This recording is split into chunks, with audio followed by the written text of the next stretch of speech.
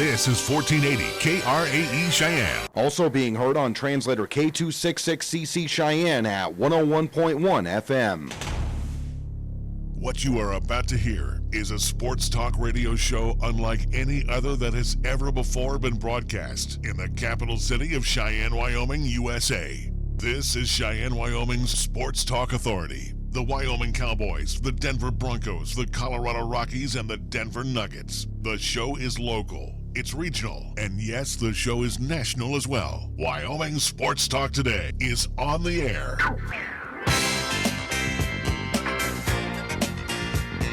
If they're talking sports on the radio in Cheyenne, this is the place it happens. This is Wyoming Sports Talk Today. Good Tuesday afternoon. Welcome to Wyoming Sports Talk Today, being brought to you by Taco John's. It is Taco Tuesday. Have you done your share to eat 500,000 tacos today from Taco John's? They're 69 cents.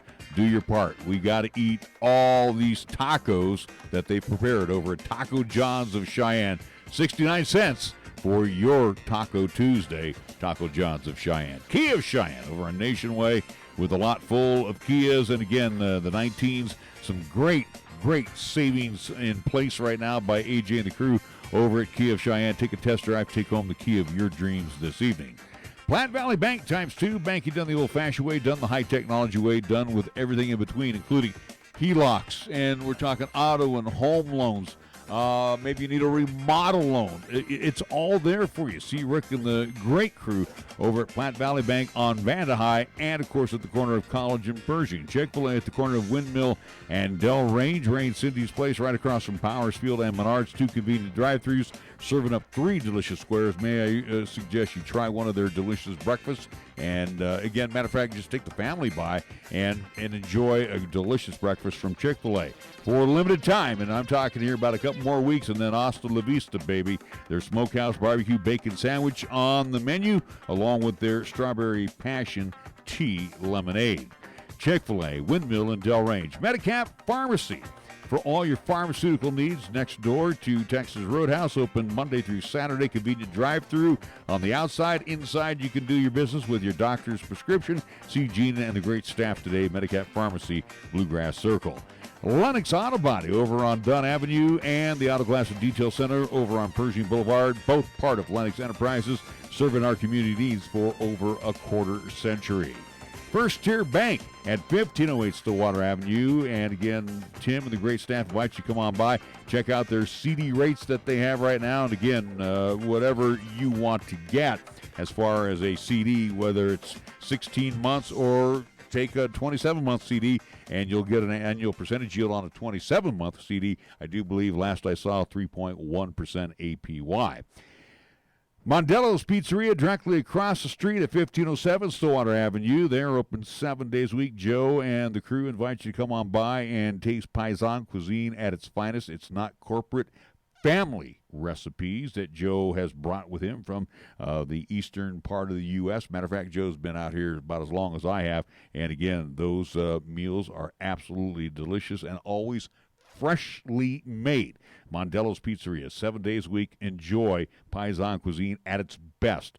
1507 Stillwater Avenue, Suite D in the Greenway Commons. And at scoreboard time, we'll turn it over first to Nick to see what's going on in his world. Well, at least on the local side of things, as this will be the finale for me, at least up until late August. But for Cheyenne and Hawks, at least the feeder program for the Cheyenne Post 6 baseball team, Hawks, as they were competing in the regional tournament, made it all the way to the Final Four. Unfortunately, yesterday, lost. Do not have the final score here in front of me, but did lose to a team out of Burley, Idaho.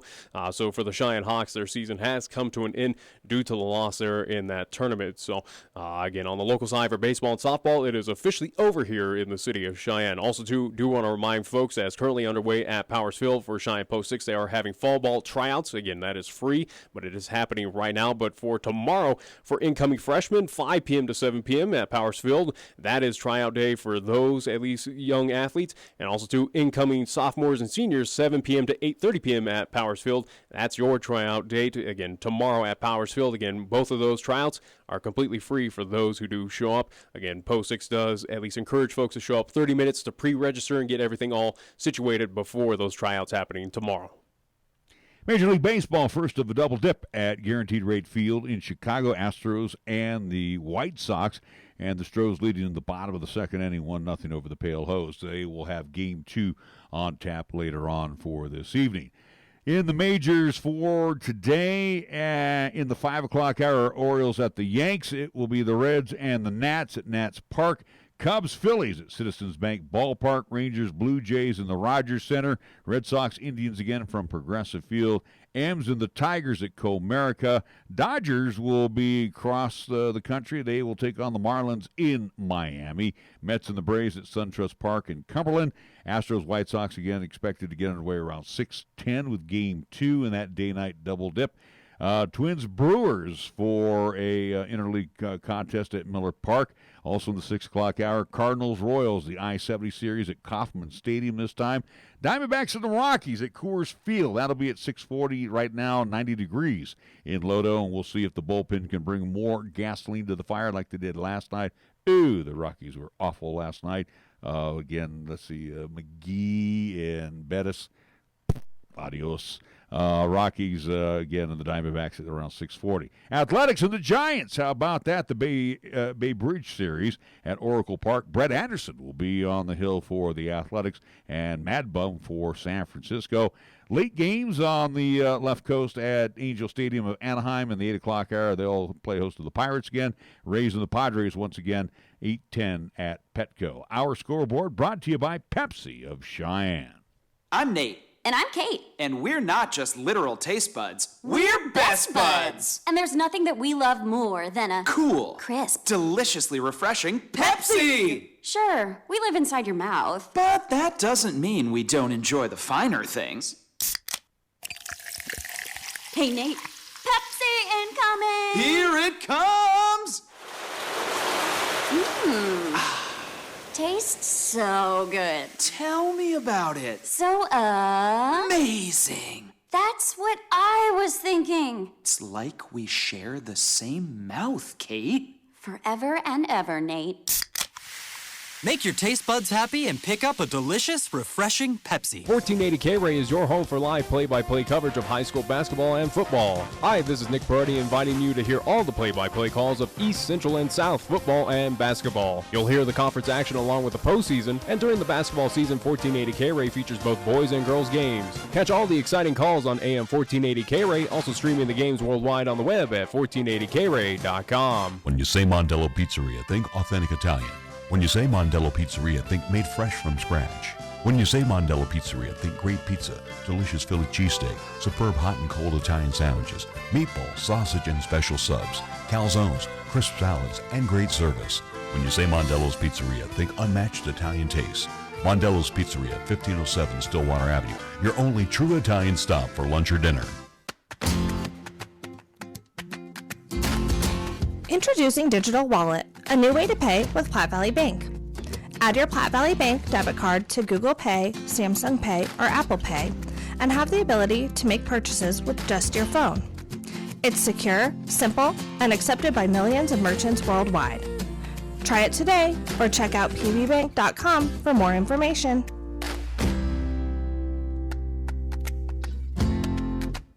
Here's the latest weather forecast on 1480 KRAE. For today, it'll be sunny with highs around 80. For tonight, it'll be partly cloudy with lows around 53. On Wednesday, it'll be sunny with highs around 81. And on Wednesday night, it'll be mostly clear with lows around 53. Fat, lazy, and stupid is no way to conduct a sports talk radio show. We've thrown down the gauntlet, upped the stakes, and made it clear that when it comes to sports talk radio in Cheyenne, there's a new player in town. This is Wyoming Sports Talk Today, and it's only here on AM 1480 KRAE.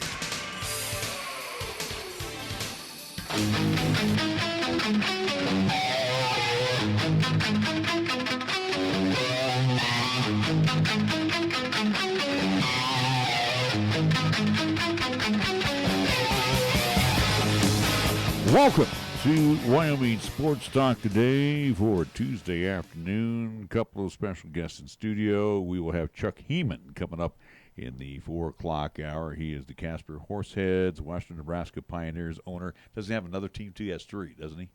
I do believe so, Yeah. but the ones that are relevant and close to us, again, Right. the Casper team, but again, the team out of Gehring, Nebraska. So we'll talk about He'll be joining us Yeah. here in the 4 o'clock hour. In the 3 o'clock hour, we get to talk to one of our broadcast partners. Again, you hear his voice most prominent during our basketball season, but of course, he'll be joining me for football. Forthcoming here in, we're talking about 17 days. Yeah. We have Chris Polton join us at the microphone. And, we always come up with the subjects for you, Chris. Is there something that's hot and heavy in your life or in the world of sports that you wanted to bring up, and let's get it out in the open? Yeah, I remember the last time I was here, we were talking about the New York Mets and the puzzling trade that they made for Marcus Stroman. Man, that looks like a really good trade right now. They're a game out of the final wild card spot, and I don't know if you look at their starting staff. You have Syndergaard, who's got a 1.3 ERA the last month, and you have DeGrom, who's got an ERA below 1 in the last month.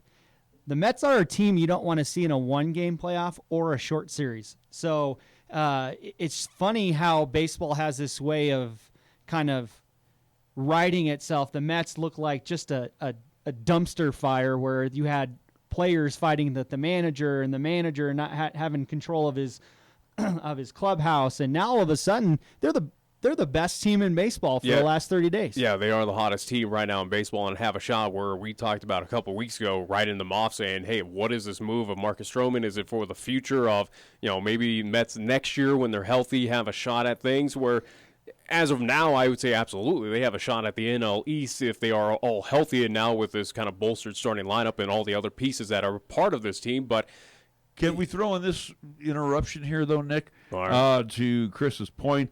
Aside from the Nationals, they've beaten who they should beat. Right. Marlins, Pirates, White Sox, Padres. And their last series that they technically lost was at San Francisco to the Giants. Right. Now, one thing I will say, though, we looked at the Mets as a bottom barrel team. So, yes, they did beat teams they were supposed to. But really, when you looked at it at that point in time, you're not saying, the Mets are going to be better than this team. The Mets are better than this team. The Mets are better. I mean, they did their job. They utilized the soft part of their schedule to get them back in it, which I think you tip your cap to. And we'll see what happens because I think they're going to have quite a few games down the stretch with the Nationals, with the Braves. So one thing that's scary about the Mets is that they don't need help from anybody. They just need to beat the teams in front of them, in which they'll have plenty of opportunities. And looking at, and again, not to interrupt with you, Nick, looking at the schedule, they got Atlanta. They're at Atlanta. Yeah. You mentioned this yesterday. They're at KC as they do some interleague play. That's not easy to win at Kauffman Stadium. But the Royals are a team that you should beat. They're weak. Then they get Cleveland at Citi Field, and then they have Atlanta, followed by Chicago, and then they go to Philly. We'll find out how good this team is over the next 20 games. Well, outside of the 3 games against the Royals, you have teams right there vying for playoff spots. For the Indians, again, in the middle of a back-and-forth fight with Minnesota now, with the Twins trying to gain that crown there in the AL Central. Again, Braves still trying to solidify, distance themselves as they already have in the NL East, but they're vying for at least kind of home field advantage or trying to just solidify the NL East. So, again, a few matchups there with the Braves, whether it's at home or on the road. Again, as you mentioned, with the Cubs still trying to at least solidify the NL Central, which is going to be a dogfight, and the Phillies who are fighting for their lives as well, trying to make it to the playoffs. So this is pretty much, here we are in the halfway mark, or at least kind of halfway point here in the month of August. It's that gut check time for the Mets of what are you made of? Has this last few weeks of where you have beat up, the Marlins, the Pirates, these lesser teams that are pretty much out of it, are we going to see the true Mets team coming up here in these next few series? Well, and Chris, too, you look at the injury report, Robinson Cano is the only name that should be coming back here. I think he was placed on the IL here on August 9th, so he was on the 10-day. But, the likes of Nimmo, gone. Cespedes, gone. So what we're seeing right now with the Mets, in addition to their pitching staff, which they can carry them. Yeah. I don't have a problem with that. But what you're seeing on the field right now with the Mets, this is the team that's got to carry them if they make the playoffs. Well, they got 2 of the younger players, position players, Jeff McNeil and Pete Alonso. If it wasn't for Pete Alonso, Jeff McNeil, a lot of people would be giving him a lot of Rookie of the Year talk. But because Pete Alonso is doing so well and hitting all the home runs and stuff like that, Jeff O'Neill is getting kind of overshadowed. Jeff O'Neill leads the league in National League in batting average. I believe he leads all of majors in batting average. He's got like a 330 some odd batting average, and he's been great for them all year. I think Edwin Diaz is finally starting to pitch like the closer that they had expected him to be when they got him from Seattle last year.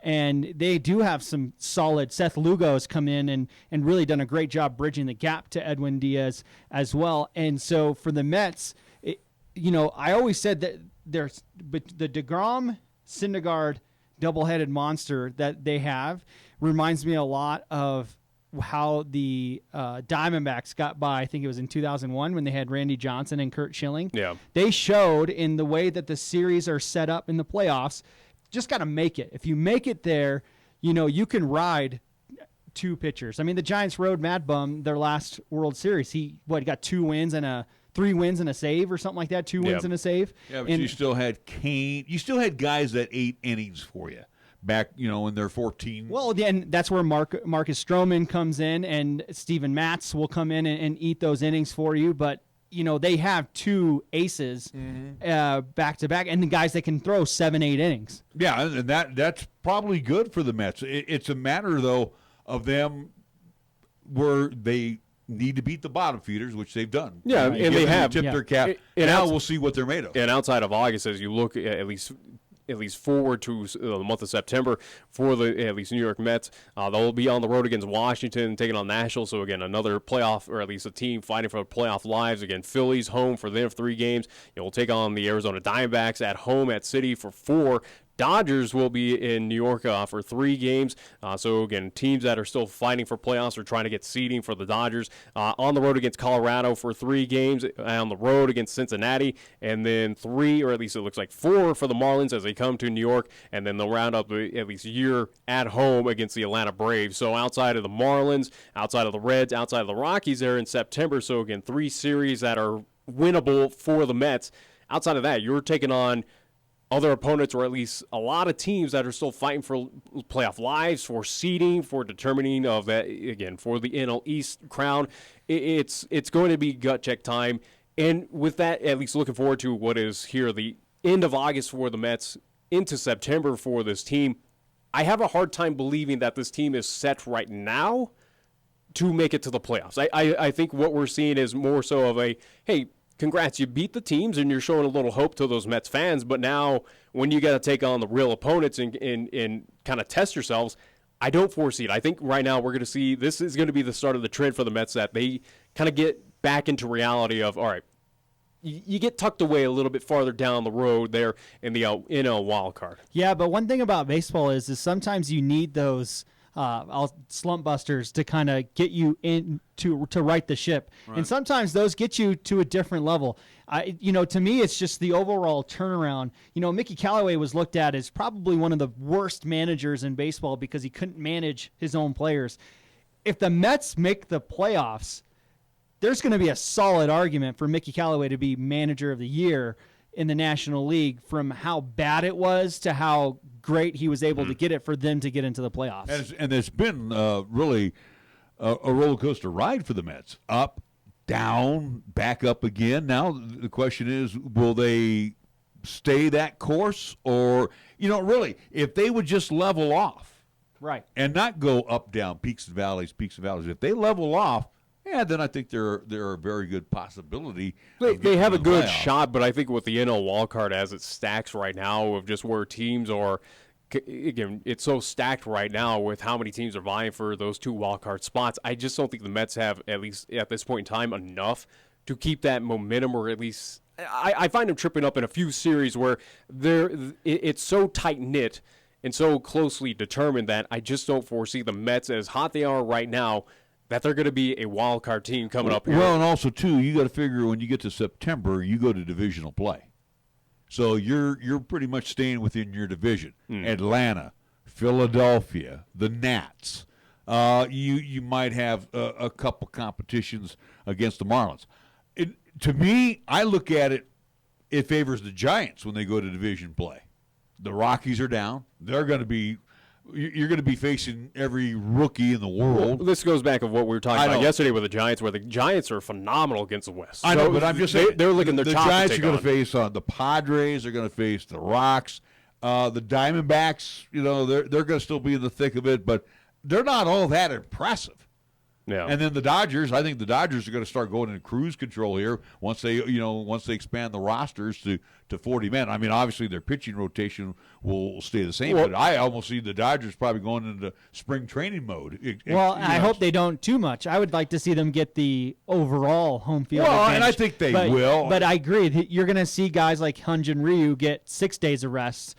Kershaw get 6 days of rest. You're going to see Bellinger get pulled out a lot and maybe have, only play 4 of the 5 or 6 games a week, or 4 or 5 of the 5 or 6 games a week. And same with Justin Turner, Corey Seager, like those types of guys. Mm-hmm. One thing about the Dodgers, though, is we've seen is they'll just bring in rookies and they'll play just as well as everybody then you look else. At the Central, you've got the Cubs, the Brewers, and the Cardinals. That's going to be a bloodbath, especially 2.5 games. Especially when they all got to hook up with each other. Then you have the team that could be.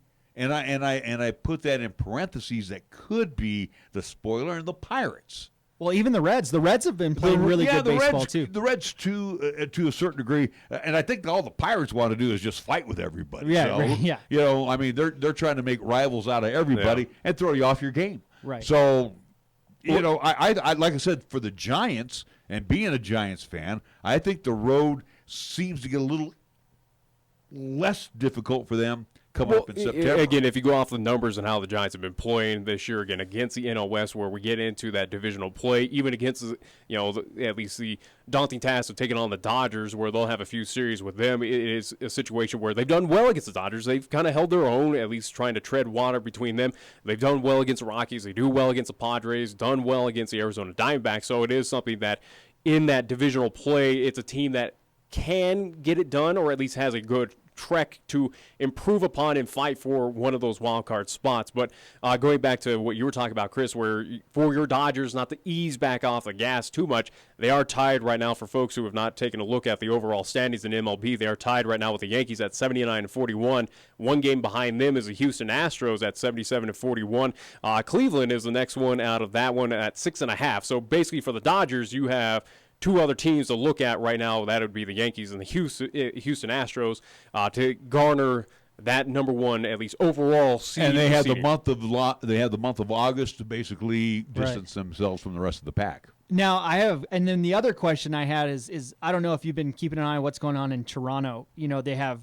This question's mainly for you, Larry, because you would have seen all 3 of these guys from beginning to end with their career. But they have Vlad Guerrero's son. They have Craig Biggio's son, and they have Dante Bichette's son.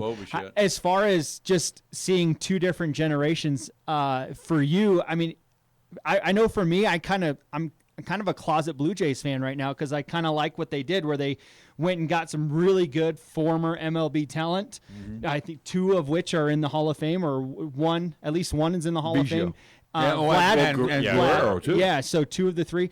I wonder how that's going to work. Did they do the right thing? And plus, they have Doc Holliday's kid in AAA right now. But as far as building a farm system, you got to think they may be onto something here. Well, as they say, sometimes the apple doesn't fall far from the tree. Guerrero has been just short of spectacular. Yeah. He's on Bo Bichette is the one that he broke a record. He had like 15 extra base hits. Yeah, I'm over there raising my eyebrow on him. I have not really paid much attention to Biggio's kid, but if he's anything like his pop, my gosh, we all think of Kirby Puckett at third base, or even when he was in the outfield back in the day. But you look at Biggio when he was one of those premier second basemen. Mm-hmm. He was the scat back type of second baseman, but he was always there making the plays. And then again, you had him in the lineup. You could put him in. He was one of those interchangeable parts in the lineup. So, yeah, I like what Toronto's doing there. With the Blue Jays, it sounds like that they have, and again, just looking at what they're doing this season and just all these young and up, at least superstars or at least potential superstars a part of that team, it is something that in the field, at least hitting, defensive-wise, they're all pretty much set in stone or at least have something to build upon. But it makes sense now of getting rid of Marcus Stroman, making that trade where, hey, let's just alleviate some of the contract there and kind of move in a new direction. That's the only hindrance right now for the Toronto Blue Jays, which I would assume focus will be on that for the offseason, or at least as you talked with Roy Halladay's kid being a part of their AAA, at least franchise. Possibility if they are to at least solidify some starting pitching, maybe pick up someone in the offseason, find some way, make some trades, move some players up that they've seen in the farm system. Toronto at least in the AL East could be something special next year, possibly. I think they'll do maybe what we're seeing this year of the Tampa Bay Rays, of a team that kind of shocked the whole world of how is this team doing this? How is it possible? I think that's what Toronto will be like in 2020, where we are. Give this team a few more years to kind of mature, get at least settled around, get those pieces that they want in and playing for that team. Maybe 2021 they compete with the Red Sox of the world, and the Yankees may be that top dog team in the AL East. That's just I think the Blue Jays, just kind of short and simple, they're a franchise right now that shows that they're on course to do something special in years to come. Right, and we know they're willing to spend money. They did it with Batista and Edwin Encarnacion. Mm-hmm. They're willing to spend the money to be good. I think now they just wanted to spend smart money. They wanted to build a core and then build it around there. The only thing they don't have right now is this is not costing them a lot of money either. No. I mean, and not for at least 5 years, because they're all under arbitration. Yeah, so, this is a scary thought, just thinking about all that could possibly be in the horizon in the rebuild mode for Toronto, where they don't have to spend millions of dollars, and they may have a field of superstars. What I probably put parallels with the Toronto Blue Jays of what they're doing right now, where this team could be at, is probably what you're seeing down in Denver of what the Rockies did in the recent years, of just looking towards internally. Not so much of, obviously, Rockies didn't get the advantage of taking former ex-pro players' sons and at least being a part of this franchise, but it is something that the Blue Jays basically said, hey, we've torched everything else. We attempted to do, at least kind of buy an AL East championship or buy our way into the playoffs. Well, it works sometimes, but not at least majority of it for Toronto. That's where I see with the Blue Jays, they're a team that reminds me a lot of what the Rockies did, of where they're banking on having power hitters, great defense, and the pitching hopefully comes in suit. And obviously Toronto's a little bit better, at least more friendly, at least ballpark compared to what Coors Field is. So maybe that plays in a little benefit, at least factor, for the Blue Jays coming up in at least future seasons for this franchise. Well, yeah, and the AL East parks are not pitcher friendly. Not one park is pitcher friendly, because everyone has a short porch. You have the Green Monster that's short. Pesky Pool's extremely short. Yankee Stadium can play like a Cracker Jack box every once in a while, and in the Rays they have short porches in right and left too. And when the dome is open in Toronto, the ball doesn't fly, but when they close it, that ball jumps in there. Yeah, and again too, you look at that East, boy, it except for Baltimore, and I don't know when the Birds are going to ever rebound back. It looks like they're going to be. They might be in the cellar for a long time. Yeah, exactly. At least Toronto, it kind of. I don't say they gave up this year. They said, "Wait till you see what we're going to." They're telling their fans, "Give us a couple of years." The Birds, they're not giving any hope right now to anybody in Baltimore. There's so much dysfunction going on there. That incident with Davis and the skipper here last week, that's just some of the things to come that's going on inside. I bet that clubhouse is a mess right now with Baltimore. We need to take a timeout. We'll come back with more after these words here in 1480 KRAE. Are you looking for a pharmacist who will actually take the time to talk to you? Then come to Medicap Pharmacy. We're dedicated to healthcare only, which means we'll fill your prescription quickly, and then we'll make time to listen, answer your questions, explain your prescriptions, and tell you about possible drug interactions. Medicap Pharmacy. We'll always make time for you. Medicap Pharmacy, 1947 Bluegrass Circle, next to Texas Roadhouse in Cheyenne. Or call 635-3712. Cheyenne's oldest coin dealer and supplier, the Coin Shop, is proud to serve the community since 1982. Trade or sell your gold, silver, and other precious metals. Visit with David and the knowledgeable staff for a fair and honest assessment of your valuables. Located at 510 West Lincoln Way. Call them today at 778-7196 to schedule your personal consultation. Chick-fil-A is a proud supporter of our high school athletes at East, Central, and South.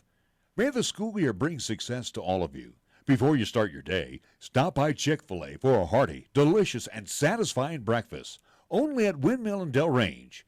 Breakfast is served Monday through Saturday from 6 in the morning till 10:30 a.m. Breakfast with Chick-fil-A, the most important meal of the day, at Windmill and Del Range. First Tier Bank strives to remain competitive and offers some of the best CD rates in the community, as well as area banks and credit unions per Rate Watch reports. How does that make a difference to you? First Tier Bank can assist you in securing some of the best rates on CDs. First Tier Bank offers the personalized customer service you've grown accustomed to and deserve. Plus, feel confident that your finances are taken care of by a responsible, knowledgeable staff. Call 307-632-3500 and ask for Caitlin or Debbie. Member FDIC, Equal Housing Lender. August is the time for everyone to keep enjoying their recreational vehicles, and this includes motorcycles. While you're enjoying the summer months, please remember that alcohol was involved in many motorcycle crashes in recent years. 68% of those crashes occurred June through August. Never drink and drive, especially when operating a motorcycle. The life you take or save may be your own. Be responsible. Drunk driving, over the limit, under arrest. Motorists, remember, motorcycles are all around. Paid for by federal highway safety funds. Don't move firewood. Firewood can carry insects and diseases that kill trees. Remember to always get firewood as close to your destination as possible. Burn firewood where you buy or gather it. Trees in towns and forests are threatened by native and exotic insects and diseases that can hitch a ride in a load of firewood. Let's keep forests healthy so we can continue to enjoy camping, hiking, hunting, and fishing. Brought to you by the Wyoming State Forestry Division in cooperation with the U.S. Forest Service. We're taking Cheyenne, Wyoming Sports Talk Radio to a whole new level. This is Wyoming Sports Talk Today. Don't look at me. I think these people are completely nuts. Stop this crazy thing! And it's only here on AM 1480 KRAE.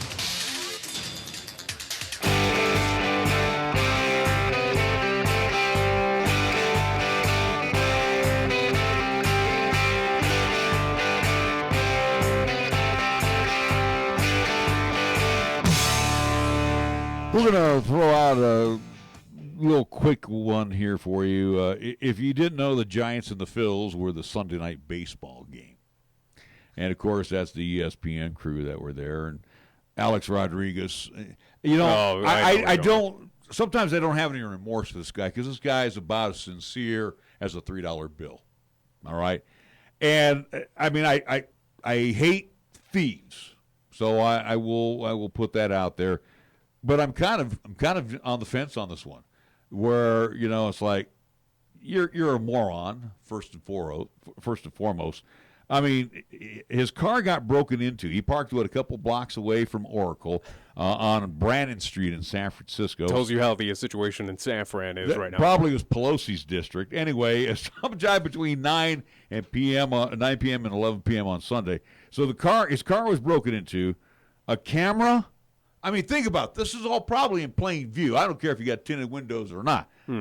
Camera, a laptop, miscellaneous jewelry, and a bag were all stolen, according to the San Francisco Police Department. Which is just asking to get stolen. Again, you could have all the to be like, hey, look. Let's go in there. Let's drill a hole in the window here and get something. Yeah, again. You got to feel bad for, at least with A-Rod, of running into that situation. It's not fair, even celebrity or just average Joe, to run into a situation like that. It's absolutely awful. But it is something where you got to be smart about it. Whatever city that you're in, again, major metropolitan. Hence the reason why they do have signs up around some of these kind of danger zones, so to speak, of hey. Be aware that things could happen. Lock up your car or keep things out of plain sight when you are in these parking lots, because things like this can happen. They do happen, no matter who it is. Well, and how many people keep $500,000 worth of stuff in their car? Think about that one. You wouldn't lock that up or keep it at the hotel or something? Or why would you bring it to San Fran with you? Yeah. My question is why are you parking 2 blocks away from a stadium? You should have press credentials that get you into the stadium. Right, and then you don't have to worry about anything at all. Well, that whole thing's crazy. So that happened to him, and then I think I read Jessica Mendoza wasn't even on the broadcast because she got in a serious car accident on the way to the game, or at least leading up to it. I don't know if it was that Saturday or that Sunday, But Jessica Mendoza got in a pretty serious car accident, and they said she wouldn't be on the broadcast, but would be there next week. I don't know if that was last week. To be honest, I don't watch Sunday Night Baseball. I don't like I'm usually the broadcast. I'm playing now on Sunday, so I don't even keep up. Even with in the Dodgers play, what I'll do is, I'll have the game on, but it's usually on mute. You need to go to the just Major League Baseball Network. They're usually on late night, especially. Well, no, I have the MLB.TV app, but when ESPN has the game, you can't watch it on the MLB.TV. It's blocked out. You have to watch it on ESPN. Yeah, that's the unfortunate thing. But again, regarding that situation, it does bring up a lot of questions of why did you have this stashed in your car? Yeah. Again, why is this even with you? You were begging for trouble. Yeah, again, parking is an issue down in San Francisco around Oracle Park. We understand that, but they do specify, they do have gating areas as well, too, for folks like A-Rod or for those who are attending that game or whatever. Again, the media, big names that attend. They do have at least specialized parking. They have gated parking as well, too, to avoid that. Why he didn't take advantage of that, and who knows, maybe he was late arriving to the game and just had to rush into it. Who knows what the situation was for A-Rod, but it is a interesting situation, or it does beg it asks a lot of questions of what was his thinking and why did this happen. And I'm sure that he wasn't driving a Volkswagen Beetle. No. I'm sure the car had basically break in on me all over, I would assume it was a rental car, right? It's got to be a rental car. Okay, but and I'm assuming too. It's probably a really nice rental car. It was probably an SUV minimum. Yeah. That he had. So, have you guys seen or read the book The Yankee Years? It was Joe Torre, but it was written by Tom Verducci. So, is the stories of Joe Torre when he was coaching, and he had mentioned a couple of different times in there how much the other Yankee players would kind of make fun of A-Rod. Like they called A-Rod like obsessed with baseball. Like he would get done with his game, go home and watch other games and watch highlights and blah, blah, blah. Well, Derek Jeter and him have never had like a great relationship. They played a lot of baseball when they were younger, all-star teams and all that other stuff. But as pros, they never really got along that much, mainly because Derek Jeter was always above reproach when it came to his game, didn't ever touch PEDs, steroids, all that other stuff, whereas A-Rod's always been tied into it. Well, in there, Joe Torre came up with or told a story that the guys would always laugh at him because every time A-Rod would get on second base, he would look at the outfielders and he would point to them almost like shooting them with like his finger gun, like that. And Derek Jeter thought it was the most ridiculous thing ever. So when you kind of read some of these stories of when A-Rod was a player, some of the stuff that he does now almost makes sense. He's a great business mind, though. Like he does a lot of investing and he does a lot of stuff with Acorns, but then he also has a lot of different academies that he's invested in that do very, very well. Like I think analytically, he's very, very smart. And it's not bad to be paired up with J-Lo, too. Common sense is, I think he kind of falls short of. Yeah, he lacks on the common sense. And again, you go back to the apology that the written apology that he had when he got suspended, I think it was strike 2 or strike 3 when he was suspended. It was a full year, too. Yeah, when he was suspended.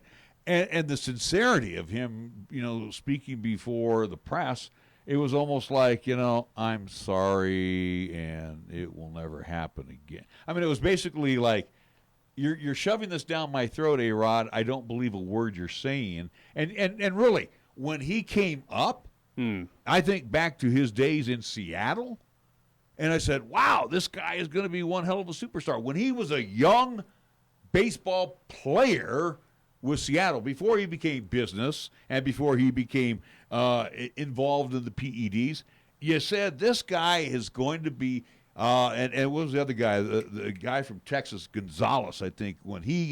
I think they both broke in together. I mean, these guys were going to be home run terrors and going to be first rounders probably into the Hall of Fame. And then you sit here and Gonzalez kind of fell off with Texas, and then you look at A-Rod where all of a sudden he signed this big old deal with the Rangers, and then the Rangers shipped him off to the Yankees. Yankees said, yeah, we'll take care of him. And then all of a sudden you just start seeing this guy's a real butthead. Yeah, when Derek Jeter doesn't like you, you got something wrong. And he became a butthead probably right around about the second, third year of his contract with Texas. And when they shipped him off to the Yankees, I said, great, another knucklehead going to New York. Well, and I think with A-Rod, too, he's always jealous because of that core. The Posada, Andy Pettitte, Derek Jeter, I'll even throw Bernie Williams in there. You know, those core guys. Well, and Rivera. They were Mariano Rivera. They yeah, were that's loved. See, that was just it. Those guys were beloved by Yankee fans. And A-Rod was always jealous of that. And he could never break into that A-Rod got love of fans. He got that. Again, you'll see A-Rod jerseys out there in New York, at least sponsored. It's probably not as prevalent to a Jeter and all those, but he did get the love out there. But he's not going to get the October. When he hit $130 in October, he's not going to get the respect. Though punished. There probably is some jealousy where we're seeing that Derek Jeter's numbers getting retired, and other Yankee greats are getting at least recognized by that franchise, getting all these specialties. A-Rod's pretty much. Hey, thanks for what you did. Yeah, they're not going to have a special A-Rod day like they did with Mariano Rivera, Derek Jeter. I mean, Posada and Andy Pettitte got the same thing, too. A-Rod's not going to have the send-off or the welcome back party that those four guys got. Yeah, there's no doubt about that. And again, for A-Rod, going back to the San Francisco situation, it's pretty much of, hey, have some common sense. What are you doing with all of this? Why did this happen? There's no excuses that he could probably outline that would validate of what happened to him. It's pretty much of, hey, man, you got to use common sense. Well, and again, like I said, I don't hate the guy. I just have no respect for the guy. And again, I hate what happened to him, but I'm on the fence. It's like, gosh, you're an idiot. Yeah. How dumb can you be? Think about it. I mean, guys, it'd be like you and me here locally, and we throw like $35 worth of change, or we got dollar bills, and we put it right there on our, dashboard, on the dashboard, saying, "Hey, we'll be back in 2 hours. Yeah. It'll be here." I mean, you don't invite trouble. He did. Yeah, without doubt. That pretty much was what he did in his career. He invited trouble. He did. He always opened and himself. he got it. And he got it. He got exactly what he deserved. He got booted out of baseball. And then he tried to be unsincere about it, and nobody cares. Again, when he comes up for enshrinement into the Hall, I'm not sure if he's going to be a first ballot guy. Well, he's going to get tucked away. I would assume. Granted, he's trying to paint the picture right now. He's trying to be Mr. Wonderful. Yeah, he's trying to eliminate that and try to get on that ballot. But I would assume he's still going to get tucked away with Bonds. Until the Bonds domino falls, none of those guys are going to get in. None of those guys will, because if you're going to let A-Rod in, you better let Barry Bonds in. Well, as long as you have and again, like you pointed to the break there, Nick, as long as you have the old timers still hanging around voting, again, the baseball writers, as long as you have these guys hanging around and still alive, they're not going to forget. And again, with Bonds, they don't forget. With Clemens, they don't forget. A-Rod's the same type of, a-hole that they're not going to forget, and they're going to, they'll vote for him, but he's going to get like a fifth place vote, whatever the case may be, and it's not going to total up to 75 or 70% that's needed to get enshrined into the Hall. Yeah. All right, we do need to take a timeout. We're going to be back with more after these words here on 1480 KRAE. Capital Lumber is number one in Cheyenne. Are you listening? We're all the lumber store you'll ever need. For electrical, plumbing, paint, and tools, lumber and hardware, we're for you. And we're out to earn your business, yes indeed. Capital Lumber is number one today. Are you listening? Capital Lumber's at your service all the way. Capital Lumber Company, serving our area for over 53 years at 1222 Dunn Avenue in Cheyenne. To celebrate Taco John's 50th anniversary, our famous Sierra Chicken Sandwich is back. With grilled chicken and original Sierra sauce wrapped in a warm flatbread, the Sierra Chicken Sandwich is better than ever. Plus, we're giving you a chance to win $50,000, free food, and other great prizes with any medium or large drink purchase. 1 in 3 cups is a winner. Enter the code on the cup to see if you've won $50,000, free food, or other great prizes. The more you play, the more you win. Ole the day at Taco John's. Hop into the KRAE Time Machine each Monday through Thursday for the golden age of radio, featuring famous radio classics such as Jack Armstrong and Suspense Theater, along with pioneers in the entertainment industry like Bob Hope and Abbott and Costello, along with many other performers who've captured our ears many, many years ago. Join us for the golden age of radio Monday through Thursday, 8 until 10 p.m. on 1480 KRAE, also 101.1 FM, and you can also stream all of our programming on 1480KRAE.com. The end of the summer is in sight.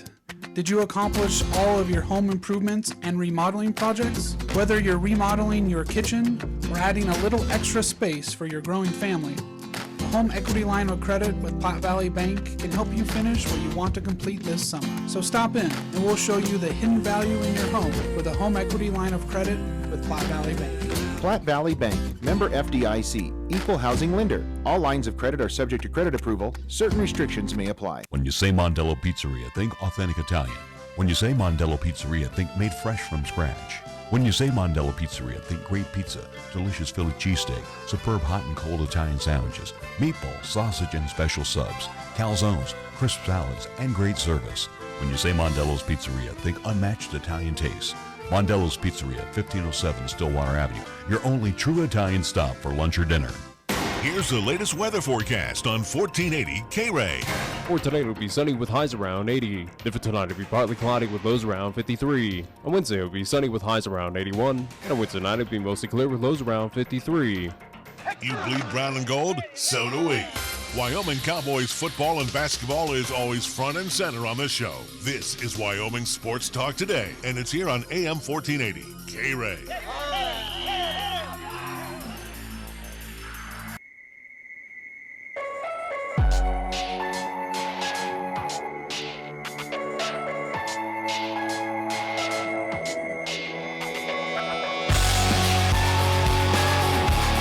Oh, we're always appreciative when we get Chris Polton to step in studio with us here on Tuesdays as we get him for the full hour. And, of course, next hour we will be talking with Chuck Heeman, the Casper Horseheads, Western Nebraska Pioneers owner. Again, he owns 3 teams, but the prevalent ones here for our area that, we'll get a chance to talk to Chuck about. But real quick here in the final moments before we turn Chris loose, you had mentioned, and we talked about it at nauseum yesterday, about the helmet situation, especially with Antonio Brown. Well, Antonio Brown, or at least the situation as of yesterday where the NFL denied his request and denied his at least appeal of, hey, I want to wear my old helmet. Well, the NFL's kind of warmed up and said, all right, we'll allow it to a certain extent as long as it meets kind of guidelines. The NFL basically kind of broke down, it seemed like today. I'm saying, hey, Antonio Brown, we're going to allow this, but you have to at least pretty much alter the helmet. Also, too, Antonio Brown, at least about 6 hours ago on Twitter, came out basically requesting fans to help him look for a Schutt Air Advantage adult large helmet, which that was manufactured in 2010 or after. In exchange, he will trade a signed practice-worn Raiders helmet for it. So he's on the hunt now for the old helmet right now. But your thoughts on just the Antonio Brown situation? Tom Brady came out and said, hey, I'm not a fan of the new helmets, but I'm warming up to it, or he's trying to get adjusted to it. But this whole new direction that the NFL is moving with the green, yellow, red system for helmets for 2019. Part of me thinks this is for Hard Knocks, for one. Two, this is Antonio Brown's the new age wide receiver where they got to get as much attention on them as possible. So I think anything that changes, especially when it comes to something he's comfortable with, he's going to throw a fit about it. Him and OBJ are kind of the same guy. When they're on the football field, they're so much fun to watch, but I only want to see and hear from them when they're on the football field. As a Raiders fan, I'm so thrilled to have Antonio Brown, no matter what he brings off the field, I could care less about, but to have him wearing a Raiders jersey because of what he can do on the field. Like Derek Carr is going to be so much better this year because he has a guy that's willing to, one, catch the ball over the middle, but then two, he's just so electric.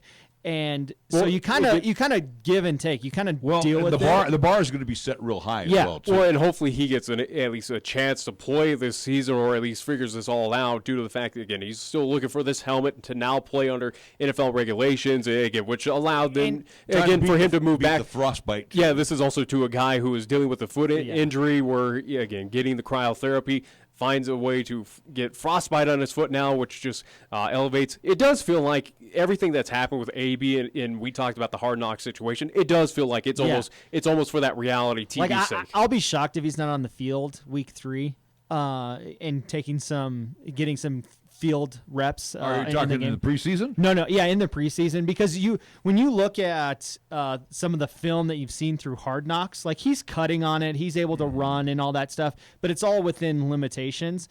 To me, they're probably just waiting for the bottom of the foot to callus up, and then they'll be able to figure out a way, like some type of padding or something like that, some type of special shoe for him to be able to get out there. I'm telling you right now, he's going to play week one. Well, because Antonio Brown doesn't miss, despite the fact with the drama last year with the Steelers, he does not miss games for injuries. Yeah, he's not a rocket scientist, but I will say this, just watching that first episode of Hard Knocks and him running back and forth and doing routes, the guy's got soft hands. Oh, yeah, amazing. I mean, the hands, if Carr gets the ball anywhere near him, and again, we're not expecting Odell Beckham Jr. type catches, but he's going to make any ball that's thrown to him, I expect him to catch it. He's old school when it comes to the fact where he's got that Jerry Rice mentality. If it touches his hands, he better make the catch. And that's kind of how he feels. And his feet are so nice. They had that slow-mo when him and the corner were going at it, and the corner went to get his hands on him and just completely whiffed like he was trying to grab air and went right around him. So those are the kind of things that I'm excited to see. And then for me, the only thing I like about preseason is Hard Knocks. So it's the only, as far as preseason games go, I could care. The only reason why I would watch some preseason games is to see who I'm going to draft late in my fantasy rounds. Yeah, without a doubt. Or either situation for us, the 49ers play this weekend down in Denver, where the 49ers obviously don't see the Broncos a whole lot. Right. There's not a whole lot of opportunity to see that team just 100 miles down the road. Jimmy G should be getting a rep or two, getting a series or two. Is that either way? But I'm not focused on it. He should in theory, but especially after we saw what Nick Mullins got to do in that previous game with the 49ers against the Cowboys. But that's neither here nor there. Again, going back to the Broncos, though, who got all of the praise from the last preseason game between the Broncos and the Seahawks? Paxton Lynch. Yeah. I mean, it's like, come on, guys. Like you said, Nick, and I'm laughing because everybody's talking about, hey, Paxton Lynch is like, A, he's gone, B, it's preseason, and you should play well in preseason. Well, he's going up against the threes. He's not going up against the number one defense. I mean, and you're sitting there, you're going, the guy has nothing between the noggin here. And if Russell Wilson goes down, do you think Paxton Lynch is going to lead the Seahawks to the playoffs? No, not going to happen. Paxton Lynch is going to be lucky to be a practice squad player. Yeah. And if I read right, the Broncos are probably going to be carrying 3 quarterbacks. Is that right? Yeah, it looks like Hogan and the kid out of Missouri. Yeah, so I don't know too many teams that are very good that carry 3 quarterbacks. Well, I feel like that's just a wasted position. It's a wasted roster spot. Well, the Broncos are not anticipated to do well this season. Where this is a team that's. I think Flacco's brittle myself. I think. Again, you get to Flacco. And we're already seeing fans criticize what Flacco's doing right now in preseason, but also too at practice games there at Dove Valley. We're seeing situations that fans are not even warming up to Flacco of seeing what some of his throws that he's been tossing out there. But like a Roethlisberger, he's thick. Yeah. And again, he has been abused, especially around his knees. But Flacco at his height, he looks like he's big, but he seems to be more brittle. Yeah. And I could see the reason for the 3 quarterbacks, whether it's going to be Hogan, was it Cook? Drew Lock. Drew Lock. Drew Lock. I don't think Lock is even going to be close enough to go. No, he's been terrible. Have you seen him? And Hogan has some reps. Yeah.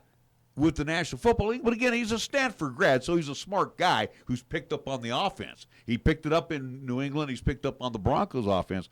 But I think Flacco is brittle.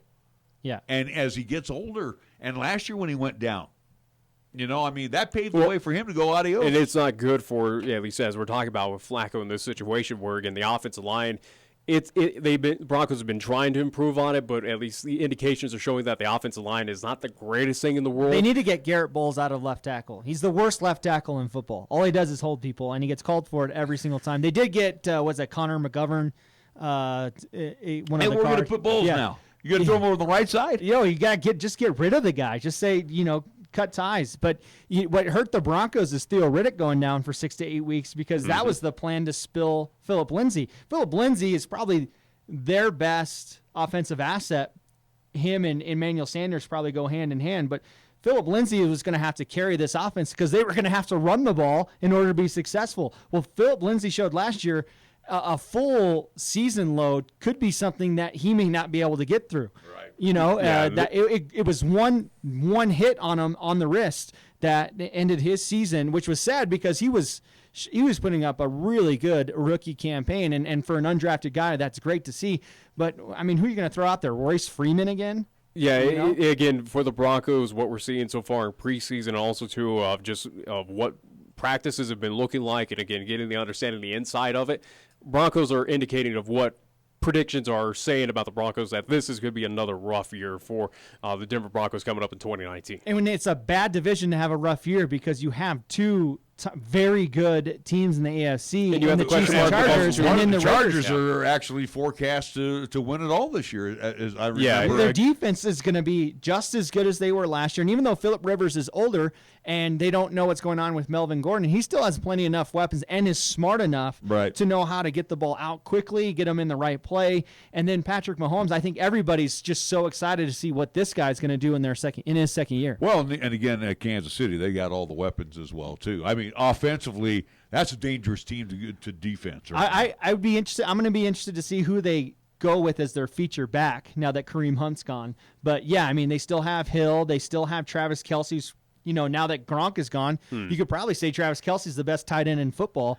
And you could make an argument out in San Francisco with the 49ers. One game doesn't make you like Travis Kelce. But also, too, he was close to breaking a record. But then you look at, I would say the Raiders are probably more improved, not just because of Antonio Brown, but I think the atmosphere with the Raiders is a lot better this year. Again, Gruden came in and things were, they got rid of Khalil Mack, I mean. Which proved to be ultimately stupid. It was a terrible. Well, we'll see how Abrams does and Josh Jacobs. I'm just saying, though, it was like Gruden came in, he stuck out his chest. Reggie McKenzie was kind of bypassed. Gruden and Davis have this relationship, and everything fell right on their butts last year. Right. This year, it's a renewed interest. Okay, during the offseason, we did this. I think they drafted really, really good. I think they did as well. And you forget, too, they got rid of Amari Cooper last year as well for more picks. Right. But that's because John Gruden wanted to go in there and put his handprint. He did that the very first time when he took over the Raiders. He went in there and blew things up. He wanted to go and get his quarterback. He wanted to go and get guys like Jerry Rice to come in to help some of the younger players. And he wanted to be big up front, like guys like Lincoln Kennedy. He wanted to get big and nasty. The first episode of Hard Knocks, they talked about the 7-man sled, how a lot of people don't use a 7-man sled. Yeah. Well, a John Gruden team is going to use a 7-man sled because that's where they're going to win the games. It's in the trenches and being in sync and everyone being on the same accord. And that's how they're going to win games. So for me, I've always been a John Gruden guy. His style's very old school, though, so it's going to be interesting to see how it works. But what's nice is he didn't have to go and find his quarterback. I think him and Carr created that relationship last year. Now let's see what happens with this defense. I love the safety they got, Abrams, that they got, the running back they got from, I think it was Alabama, Jacobs. Yeah. He's got some really good pieces that are young that he got in the Khalil Mack trade, in the Amari Cooper trade. Plus, they still have 2 more first-round picks next year. And again, like I said, I think if anything, they're going to be a 500 team, maybe better, don't know. But the Broncos, Yeah, the Broncos are indicating that they're going to be probably at the bottom. A handful of wins, possibly. I mean, they could be in the cellar this year. Yeah, they're going to be down there, and I don't think they're going to be a team that's going to be upset-minded every time they play somebody. All right, we got to thank Chris for joining us once again. We are looking forward to being back, I do believe, at Cheyenne East. That's our first contest, so we will definitely look forward to that here at the end of the month. Chris will be back with us again next Tuesday. We got to move into hour number 2. Chuck Heeman will be our special guest. He is the owner of the Western Nebraska Pioneers and the Casper Horseheads, and again, of the Expedition League. We'll have him coming up here in a few minutes, live on the phone right here on 1480 KRAE. You can actually get something good for your health at a drive-thru window. When you order your next prescription from Medicap Pharmacy, call ahead and use our drive-thru window. Or you can call for free delivery. You can even log on to Medicap.com and order a prescription refill. Your Medicap pharmacist will call you to make arrangements for pickup or delivery. Medicap Pharmacy.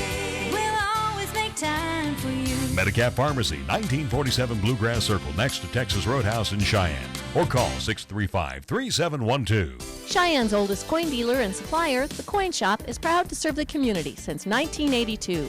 Trade or sell your gold, silver, and other precious metals. Visit with David and the knowledgeable staff for a fair and honest assessment of your valuables. Located at 510 West Lincoln Way. Call them today at 778-7196 to schedule your personal consultation. Chick-fil-A is a proud supporter of our high school athletes at East, Central, and South. May the school year bring success to all of you. Before you start your day, stop by Chick-fil-A for a hearty, delicious, and satisfying breakfast. Only at Windmill and Del Range. Breakfast is served Monday through Saturday from 6 in the morning till 10:30 a.m. Breakfast with Chick-fil-A, the most important meal of the day, at Windmill and Del Range. First Tier Bank strives to remain competitive and offers some of the best CD rates in the community, as well as area banks and credit unions per Rate Watch reports. How does that make a difference to you? First Tier Bank can assist you in securing some of the best rates on CDs. First Tier Bank offers the personalized customer service you've grown accustomed to and deserve. Plus, feel confident that your finances are taken care of by a responsible, knowledgeable staff. Call 307-632-3500 and ask for Caitlin or Debbie. Member FDIC, Equal Housing Lender. This is 1480 KRAE Cheyenne. What you are about to hear is a sports talk radio show unlike any other that has ever before been broadcast in the capital city of Cheyenne, Wyoming, USA. This is Cheyenne, Wyoming's Sports Talk Authority. The Wyoming Cowboys, the Denver Broncos, the Colorado Rockies, and the Denver Nuggets. The show is local, it's regional, and yes, the show is national as well. Wyoming Sports Talk Today is on the air.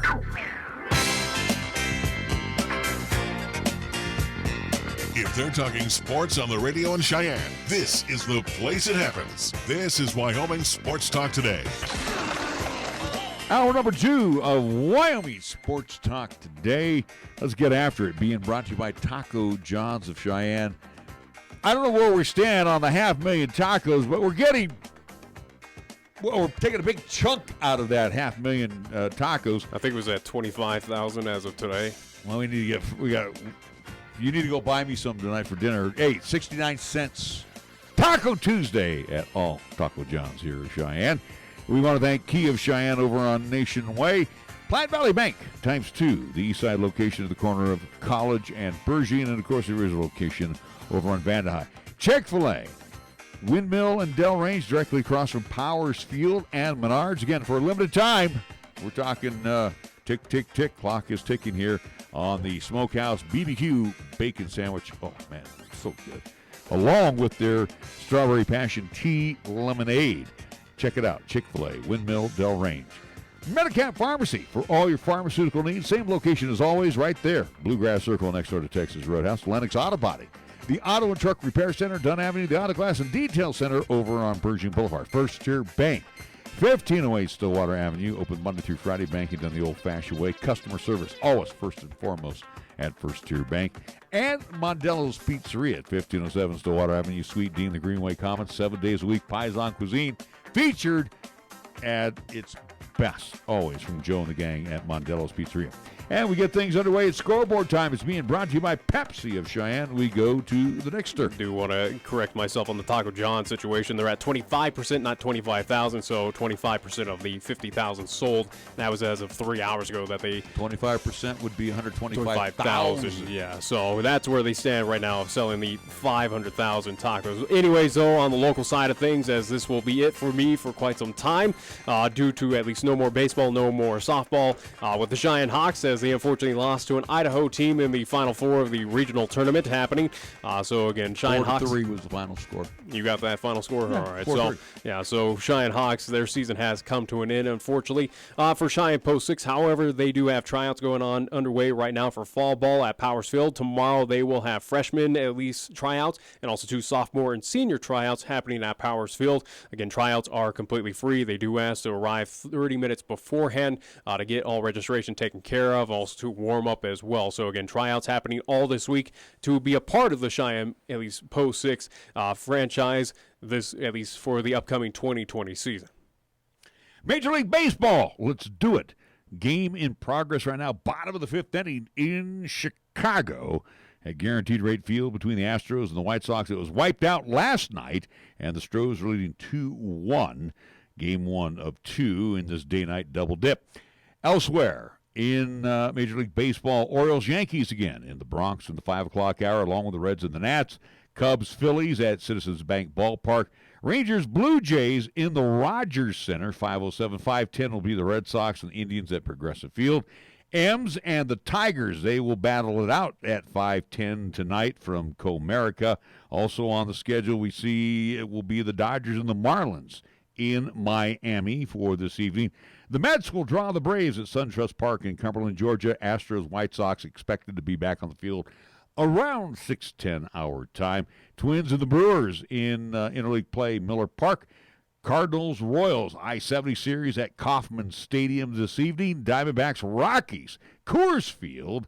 87 degrees currently in Lodo. Jeff Hoffman will get the call for the Rocks tonight. He'll be opposed by Zach Gallen, and they will get things underway at 6:40. Athletics and the Giants, the Bay Bridge Series, Oracle Park, as the Swinging A's will take on the Giants. Mad Bump on the hill for San Francisco. He'll go up against Brett Anderson.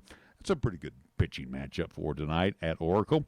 Pirates, Angels, interleague play at Angel Stadium in the 8 o'clock hour. Also at around 8:10, Rays, Padres at Petco. Our scoreboard brought to you by Pepsi of Cheyenne. At Mountain Dew, we say here's to the doers. The people who know you gotta do what you gotta do. Who do it big. Then do it bigger. Who don't just watch. So if there's something you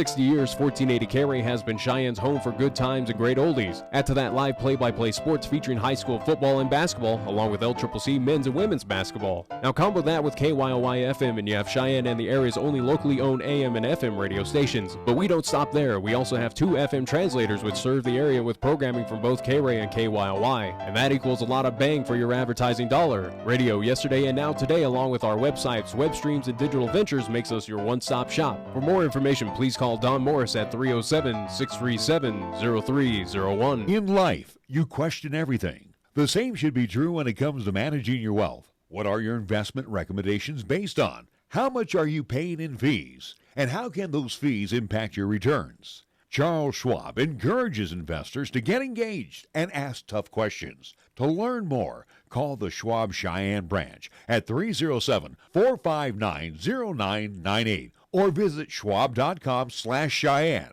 Charles Schwab and Company, Incorporated. Member SIPC.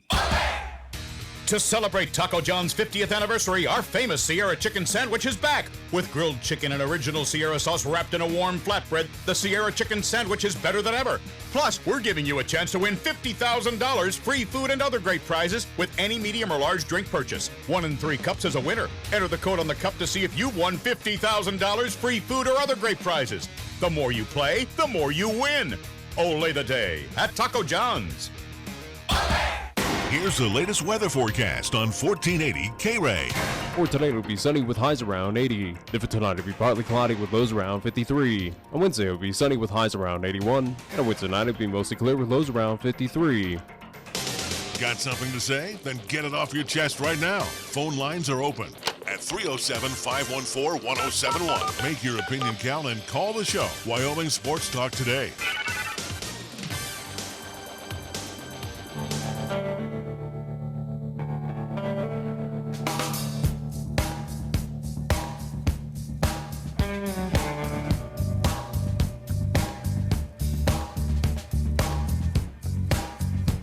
Welcome back to Wyoming Sports Talk. Today we get a chance now to bring on our next guest. He is the owner of the Casper Horseheads and the Western Nebraska Pioneers of the Expedition League, and a gentleman that hopefully we can call a good friend. And I also want to take this opportunity to extend live on the airwaves right now a big thank you to one Chuck Heeman for the treatment of you, Nick, and me, Larry Proetti. Thank you again for the wonderful hospitality that we received when we got a chance to watch your fine ball club there in Gering about a month ago. Well, I appreciate you guys coming up. You know, I know it's not easy to break away and get to these things, but I'm glad you guys were here, and I was really glad to meet you guys personally, and after talking on the radio so much, and it was really good to have you here. Really appreciate the trip. And it was fun to at least get out there and experience what this expedition's all about. Again, hearing from you on air and being in person and seeing the minor league ballpark feel that it has, whether it is there in Gering, up in Casper, maybe in Dickinson, North Dakota, all across the Expedition League. It's a phenomenal product that we've obviously been advocates trying to get down here in the cap city of Cheyenne, but again, that'll be to be determined of what happens here in the city if we do get this opportunity. But it is something that with you, Chuck, we do want to discuss what happened here back in 2019 with both Casper, the Horseheads, and Western Nebraska Pioneers. Chuck, we'll start on the Casper Horseheads side of things, where a team last season in 2018 had a rough go of it in the Expedition League, was a team that kind of set in the bottom of the basement, so to speak, there in the Expedition League, but it kind of improved upon. We were awful on the field. If you're allowed to say it, it's true. Look at the record. Well, again, try to keep it as kind enough since you are the owner. Again, we're trying to get fans out there to Mike Lancey feel for you. But talk about 2019, the transition and at least the new look for the Casper Horseheads here this past season. Yeah, I think the main thing that we were looking for going into 2019 was a little more stability. We had been through a coach or two in 2018. Obviously, that didn't work out very well, so we brought on Scott Stover almost immediately after the 18 season and allowed him to do his thing and recruit players and get them in there. And so we were in the playoff hunt right up until the last weekend of the season in Casper, which was great for us. So on the field, we had a 12-win improvement over 2018, and that's, in a 64-game season, that's a pretty good turnaround. And obviously, I feel like we'll keep doing that and keep progressing next year. Off the field, we got, and anybody in this league will tell you, we got killed by weather really the first half of the year. It seemed like, I know at one point we were looking at it, and 16 of our first 19 games were affected in some way by rain. Not necessarily rain out, but, families, they stick their head out the window at 5 o'clock in the afternoon. That's when they make their decision if they're going to go to a game. And if there's a bunch of rain clouds overhead, whether you play the game or not, they've already made their decision. So we really were affected by that. The second half of the year, into early July, towards the end of the year, the crowds really picked up, and we had, by the end of the year, and actually we still have, we have the 5 largest crowds paid attendance in the Expedition League history in Casper. We have a bigger ballpark, and that helps. So I really feel good about Casper moving into 2020. We're gonna keep progressing on the field, but off the field is where Myra and I are going to have our focus. As a lot of people know, we were unable to be in town a lot last year. Myra had some health issues, and we were in Arizona with her recovery for about 5 months, and so we won't have that issue this year. So we'll be in town, going around shaking hands, becoming more of a part of the community than we have been in the past. And I think I was really encouraged by the last half of the year, and so we really feel good about Casper. Let's talk about Gering, and you and myself. We had this discussion when we were chatting up there during the ball game.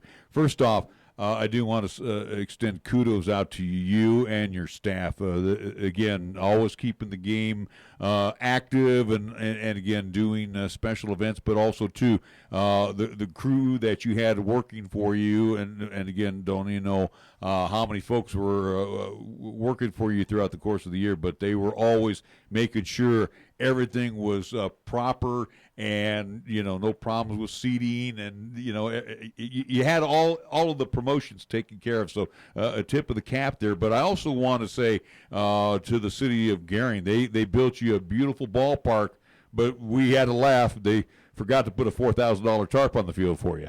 Yeah, we talked about that, and that's something we're actually going to address here pretty soon with the city. Is we'll find a way to get a tarp. One of the things that we ran into in Gering was we had 6 rainouts this year, 6 complete rainouts, and there are obviously some games that were affected. The championship game on Sunday was delayed 2.5 hours by rain, and we're really lucky that we didn't get dumped on and we were able to get it in, because I don't know what we'd have done. But we had 6 rainouts this year, 4 of which were complete sellouts. And 4 of the 6 could have been saved if we had a full infield tarp. So we've made that point to the city. Just as a business, you can't recover that income. You can have a doubleheader the next day, but all those people that came the day before aren't going to come the next day. You can't get that many people in the park. You recover maybe 20% of your lost income. So we made that point to the city over the course of the summer as it was happening, and they've been really, really cooperative. And I think we're sitting down first part of September to map out how we're going to get that done. I feel really good that next year. And actually, one of the things that Steve Wagner, the president of the Expedition League, has kind of worked with all of us on, because we're all in the same boat. We had the same thing in Casper. If we had a full field tarp, we'd have saved a couple games. Is that every park that's not turf should have a full infield tarp. And so I think that by the time we start the 2020 season, we'll all have that. It's in the grand scheme of the whole thing, it's not that expensive. Especially if I had a $4,000 tarp and I saved four sellouts, it pays for itself in half a game. So we're going to figure out a way that every team in the league will have a full field tarp by next year. Well, regarding Western Nebraska, and you talk about attendance for at least for the Pioneers and Gering situation, or at least something that was passed along on the social media side for Western Nebraska. And kudos to you and your staff out there. And again, obviously with the Western Nebraska Pioneers winning as well, too, of 2018 being the Expedition League champions. Here they are competing for the championship again here in 2019. But something that was passed along for collegiate summer ball, the Pioneers, at least in average attendance, at least jumped up in the top 50. They are 45th, up from last year's 73rd mark in 2018. This is according to ballparkdigest.com. So at least here in 2019, you saw a little rise in attendance on average, even with the rainouts there in Gering, Nebraska. Yeah, and again, it's an amazing testament to what we've got going here. The community since day one, they've gotten behind this thing, and part of it is, like you're saying, the staff here, the people that we have putting on a show. They do their jobs, and they do it very well. They take great pride in it. So when people come here, they pretty much, they're guaranteed to have a good time. You're going to see some great baseball. It helps that we're winning. But really the biggest part of it is that we put on a good show here. And so we were able to bring our attendance up, I think, about 250 a game Part of that was just the build-up from last year. We were able to capitalize on the championship season. Our party decks were really the difference maker in that. We have 2 really good party decks here that you guys saw when you were here. And in 2018, they did all right, but this year, they just jumped. We sold out basically every night on the party decks, and that adds another 150 a game right there. And then just more, people joining us. So, now we didn't win the championship this year, but we came darn close. So we're going to start capitalizing on that right away when we get back into our sales season in early September. We'll get our schedule towards the later part of the year, and we'll just start plugging in people. I'm going to try also to get the city to put in a few more seats for us, maybe another set of bleacher seats, so we can maybe bump up another 200 a game of what we're able to sell. So I can see good things happening in Gary. Chuck Heeman, Casper Horseheads, and Western Nebraska Pioneers owner, joining us here on Wyoming Sports Talk today. Larry Proetti along with Nick Proetti. Chuck, when again I go back to our discussion, and again the Twin Cities, very good supporters. You're getting support from basically the Panhandle, maybe a little bit of dipping into Wyoming, southeast Wyoming, but also too one of the things that makes this ball club very special, and again with the Twin Cities kind of adopting this team. You have some wonderful sponsors. And, again, if it wasn't for sponsors, just like my business, we wouldn't be in business.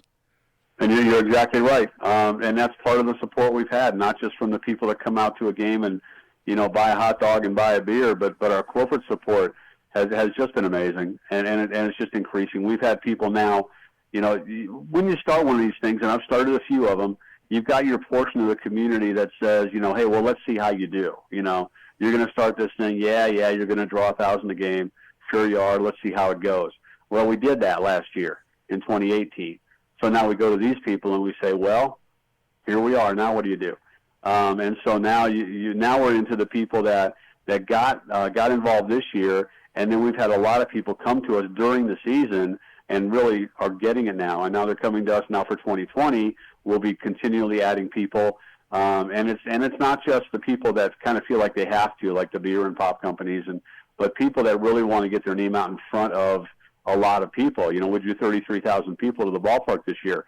So if you want to get your name out in front of that many people, there's really no other place to do it in this part of the country.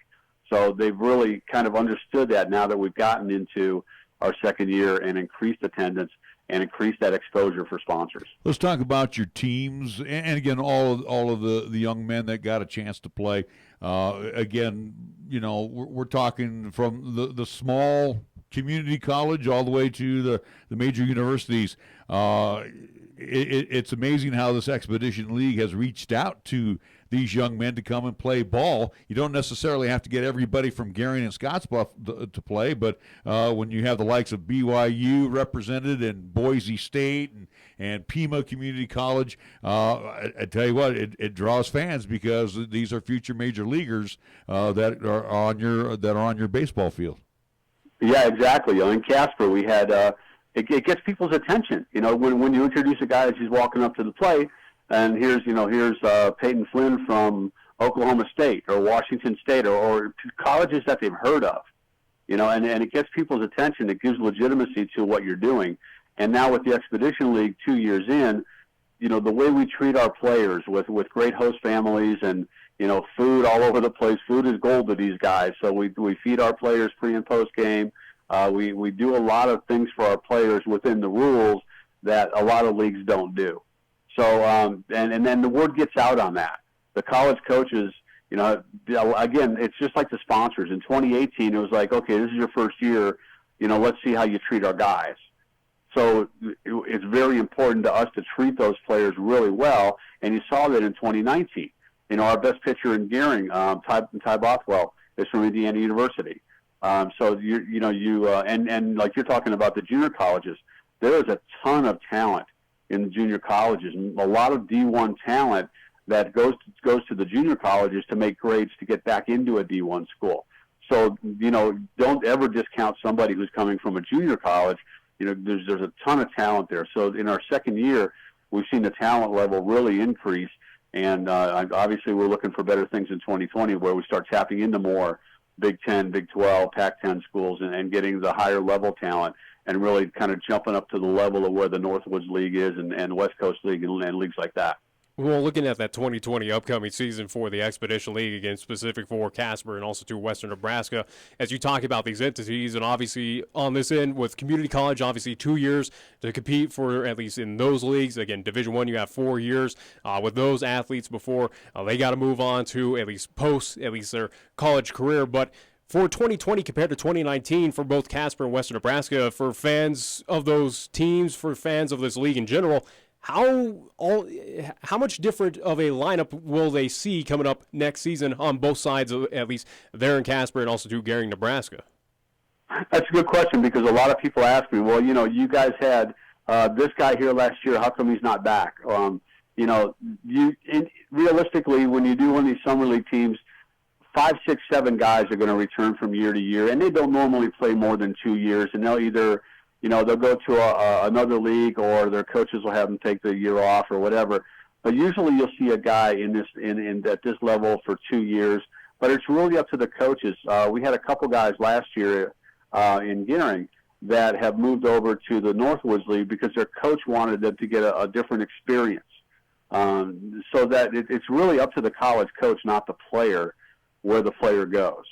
So you'll see your core of. Here we had it in Gering. I happen to be sitting in the press box in Gering right now, so looking at the field. But we had 6 or 7 guys that were back from last year. Some of those guys will cycle out, and then the guys that played this year will have 6 or 7 back next year. And the same in Casper. We had Robert Cruz come back from last year. Derek Almanza. A core of 3 or 4 guys that we really wanted back because they were kind of the stabilizing factors at the Casper in 2018. And so now, they've had their 2 years in the Expedition League. Derek Almanzo, he's from Washington State. He'll probably play in the West Coast League next year because it's closer to home, and it'll be his last year in summer ball. Robert Cruz is from California, same thing. So it's really, if they go to their coaches and say, hey, I'd like to play here, but it's really up to the coaches.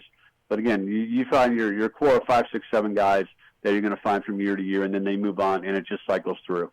We're going to take a timeout. Chuck, stay with us here. We'll be right back after the break, and we're going to continue our conversation with Chuck Heeman, Casper Horseheads, Western Nebraska Pioneers, owner of the Expedition League. We're back after these words here at 1480 KRAE. If it happens on the diamond, the hardwood, the field, or even the ice, we'll talk about it on Wyoming Sports Talk today.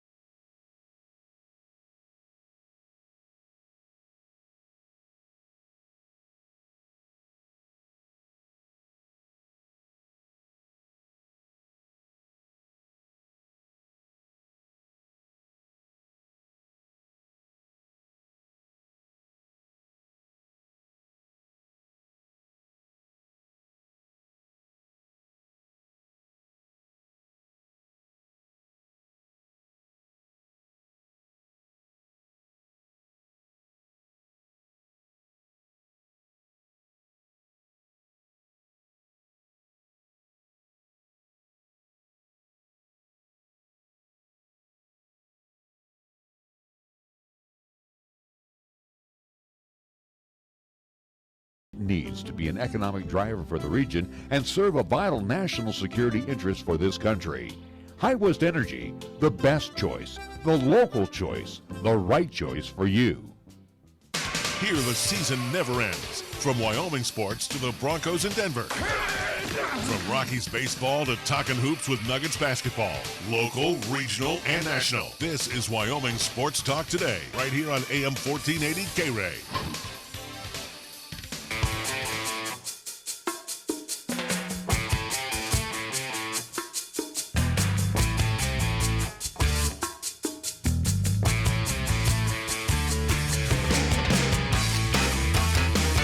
Back on Wyoming Sports Talk today with Chuck Heeman, again, the owner of the Casper Horseheads / Western Nebraska Pioneers of the Expedition League.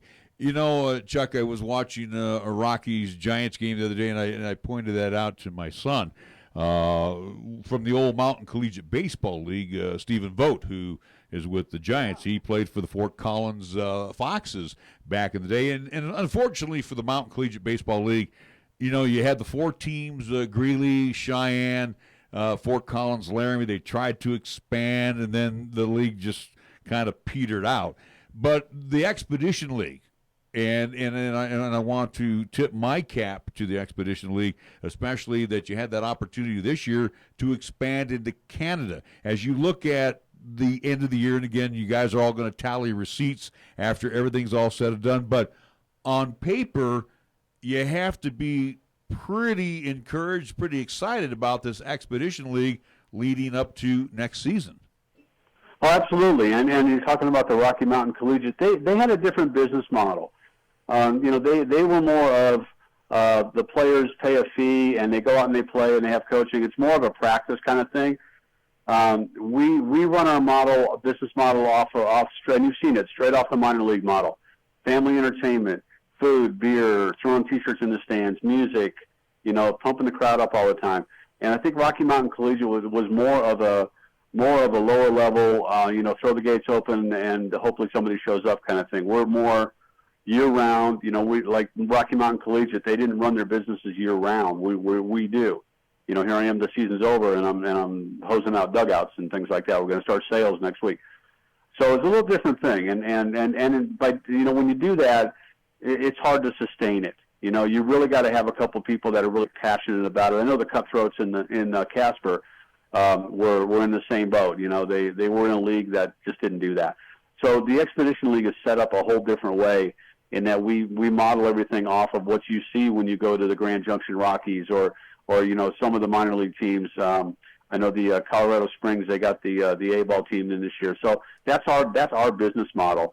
And you were talking about Stephen Vogt. It's really kind of cool when you kind of see these guys pop up in the major leagues. Myra and I ran, as you know, we as employees, we started 2 different college wood bat teams in Oregon, and now we're starting to see some of these guys. We've got Ramon Laureano, who's a starting center fielder for the A's, played for us in Medford in summer ball. There's a guy named Tom Eshelman, who's a starting pitcher for the Orioles. He played for us in Klamath Falls. So you kind of start seeing these guys 3, 4, 5 years later popping up, and it's really neat. You know, and not everybody makes it, of course, because it's so hard to make the majors. But it's really cool when you see, hey, you know, that guy played for us 5 years ago, and it's really neat. So with that, you know, the Expedition League, you're talking about expansion. They've already announced the Rapid City Jackalopes are coming in next year. I know there was a small article on might have been Ballpark Digest this morning or yesterday about having Steve Wagner's having some pretty serious talks with Laramie, and I think if that I'm not involved in that, but I think if Steve let that out to the public, I think you know it's a pretty safe bet that we're pretty far down the road with Laramie, and so you know and we've talked about you know Steve's efforts in this. A lot of times, and his dedication to this thing, he's been working on this thing 6-7 years now. So he's basically talking to any town that'll talk to him about doing this. That's kind of why we got involved in Gehring here, because he just happened to see something about them building a ballpark. But no, Expedition League, it's a great league to be in. You know, it's a great group of owners. We get along really well. When we have a problem, we don't go fisticuffs on it. We just talk about it and get it solved. And it's been great. Myra and I have been 2 full years into this thing now, and it's really been great. And Steve's got a really good vision for expanding this thing properly without over expanding as some guys tend to do. So it's just been a great blessing for us. Also, too, let's put a plug in for these young men. They're far away from home, spending their summers in Gering, Nebraska, of all places. But you know what? You've turned whoever thought they would do that? Never place you've never heard of in your life. But you're turning these guys into upstanding citizens for Gering, and again, the fan base loves these guys. I was so impressed. On first name basis, they know all these guys. Oh yeah, and it's I always tell people when you start one of these things, you come to town and you say, hey, you know what? We're going to bring 30 college baseball players to town, and people all of a sudden, their first reaction is, we're going to be in trouble. But I always tell them these guys aren't here to party and mess around. If they're going to do that, they'll do it at home. They'll take the summer off and go party with their friends. These guys are here to play baseball. They're into a thing where they're playing 64 in this year's 64 games in 73 days. If they really wanted to, rampage through your town, they'll stay home and do it. They're going to be too tired, and they're not here half the year. But these guys, they come in, and we've been here 2 years, have had no incidents with players getting out of line, abusing their host families, whatever it is. We've had none of that because these guys aren't here for that, and they also know in this day and age, everyone's got a camera, everyone's got social media. Everybody's watching, and when these guys come to town, they know everybody's watching them, so they're on their good behavior. They're here to play baseball and not mess around, and really. You get the host families involved, and these guys become members of their families. I know it's a cliche, but it's absolutely true. And you've seen our Facebook feed. These guys are heading out now, and so you see the parents of the players, communicating with the host families about what a great experience they had. So, these guys, like I said, they're giving up their summer to come here to Gering, Nebraska, or Casper, Wyoming, from all over the country, and they're not local people. I mean, these kids are coming in. Ty Bothwell's from Indiana, Robert Cruz and Casper's from California. They're coming in from all over the country to do this and get better as baseball players. And and once these fans and the host families get to know these guys and know the system of how this works, it just starts feeding on itself. It's a really great thing to see. I like how we at least specified on the social media side where we're pretty familiar with that, at least across the hill in Laramie, with the infamous, at least, incident that happened this season with the Rangers and the Miles City Connie Mack team that made the viral, at least, appearance across the nation of the infamous fight amongst those players. So at least college athletes hopefully know a little bit better than what the high school athletes, especially here in this kind of locale region. But other than that, though, again, at least good at least talking with you, Chuck, again, getting the understanding of what happened this season with both Casper and Western Nebraska, and looking forward to the 2020 season for both teams, the expansion potentially, again, as we know, as you mentioned with Rapid City, again, possible to Laramie, and as we're always pulling for a potential team here in the Cap City here in Cheyenne, but looking forward to seeing what this league has to show coming up next year and years to come, at least hear what it offers for collegiate baseball in this nation. Well, I appreciate you having me. And, obviously Cheyenne fits right in with the league footprint. That's a level above me. So, I'm busy enough trying to get through these things, keeping them afloat all year. But I know it's like, say, places like Cheyenne and Kearney and even in the northern Colorado, some of those places will fit right in the footprint. So I think as we develop, you just keep talking to people and showing them what you have. And hopefully at some point, people will come around and see it. So it's been, like I say, it's been a great experience for Myra and I know it's been a great experience for our fans and our players and our staff. Even our staff loves being here. So it's just been, I can't say enough about the Expedition League. Well, Chuck, we want to thank you for joining us once again on Wyoming Sports Talk today, and again for my son and myself, thank you for the wonderful hospitality that you extended to us here a month ago. Anytime, guys. Take care. Chuck Heeman, Casper Horseheads, Western Nebraska Pioneers, owner of the Expedition League, join us here on 1480 KRAE.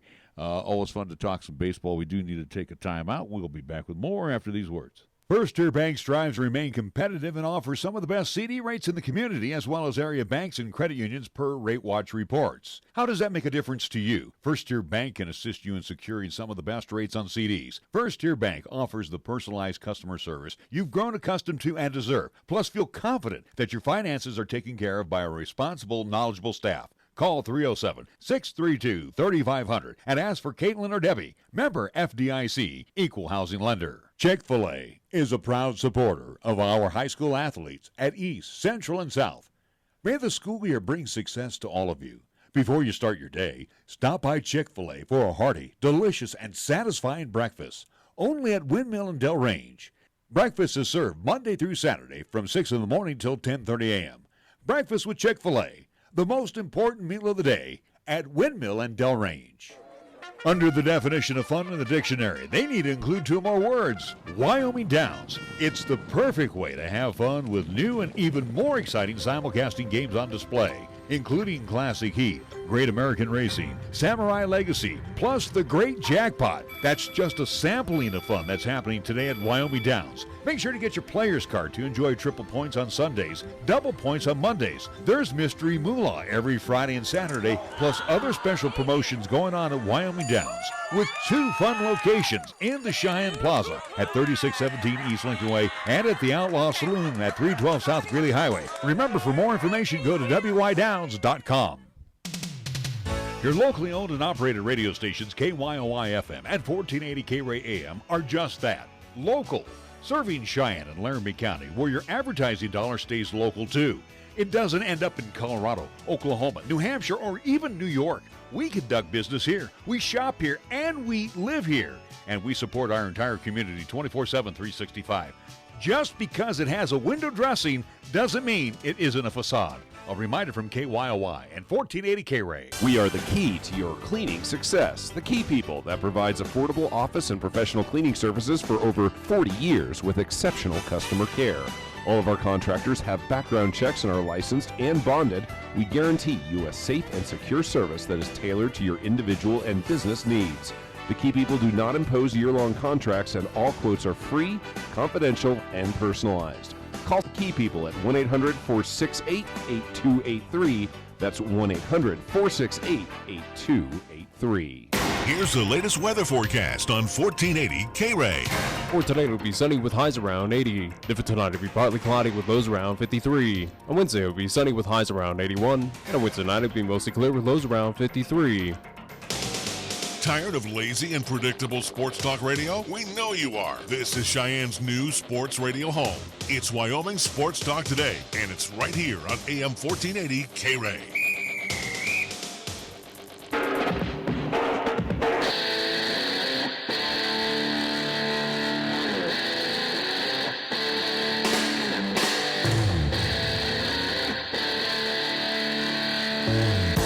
We're back on Wyoming Sports Talk Today, full program with Chris Polton join us in hour number 1, and most recently, again, Chuck Heeman talking with us, and again, baseball, a little bit of this, a little bit of that with Chris Polton.